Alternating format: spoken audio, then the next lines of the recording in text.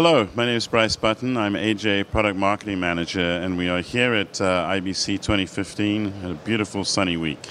In terms of AJA Video Systems business for this year, we've taken a real focus on building bridge tools for 4K, increasing our lineup in terms of IP workflows. We're moving towards the future in terms of 4K encoding with a product called the Corvid HEVC. HEVC, of course, is H.265, and how you're going to deliver manageable file sizes for UHD and 4K. So let's just talk about a few specific products. If you're using any of our desktop tools, we've released 12.3. This is a new software package, which includes firmware for our Kona I/O cards and, of course, the T-Tap. So covering both desktop cards as well as Thunderbolt. Included in this package, we now have new Linux drivers. So these are Linux retail drivers, which makes it easier for you to use your current cards and work with graphics software like Nuke from the Foundry or any of the Autodesk products. It also includes closed captioning, which is a growing need for broadcast output. It'll capture closed captioning as well as output it. We also include audio delay tools, which is fantastic if you're working with mixers as part of the signal routing into or out of your editing system. We have also brought out our first Open Gear products. Open Gear is something that was started by Ross 6 years ago. It allows different manufacturers to interchangeably use their cards and their frames together. So as part of this new rollout of Open Gear, we have an Open Gear frame known as the OG3. You can use your current Open Gear cards in there if you like, but we've also come out with our own Open Gear cards, including a DA, so it's a very standard distribution amplifier, as well as two fiber cards for transmission and reception of two-channel fiber signals.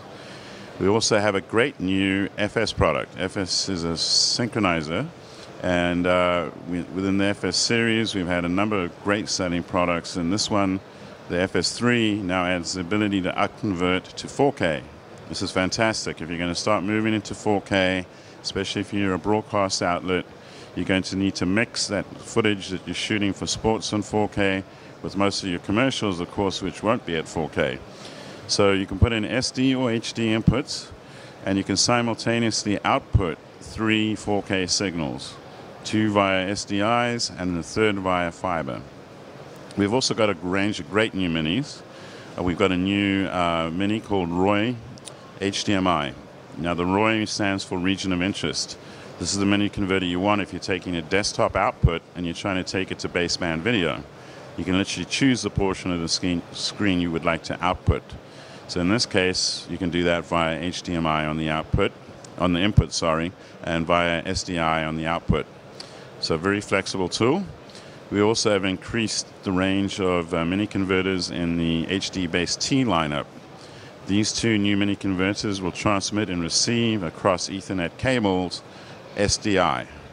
Since we previously earlier this year brought out HDMI versions, this means you can mix and match. You might want to come off an SDI source, use that Ethernet cable, which is going to get you up to 100 meters, and that's the real purpose of these, is to extend your distance, and then maybe use the HDMI version to actually go into your display monitor.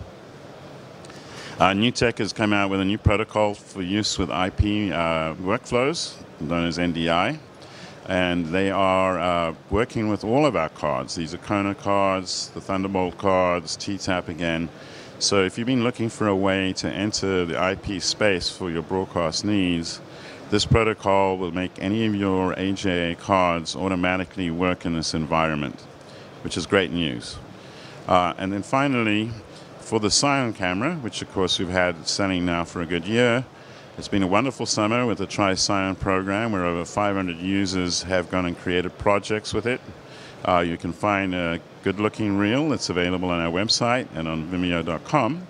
And we're glad to let you know there's new firmware, 1.2.1, which has a couple of great features in terms of encoding enhancements, as well as a range of bug fixes based upon user feedback. In other words, when people go into the field, they'll use workflows we haven't necessarily considered, and as we always do at AJ, we provide those back to you as free firmware.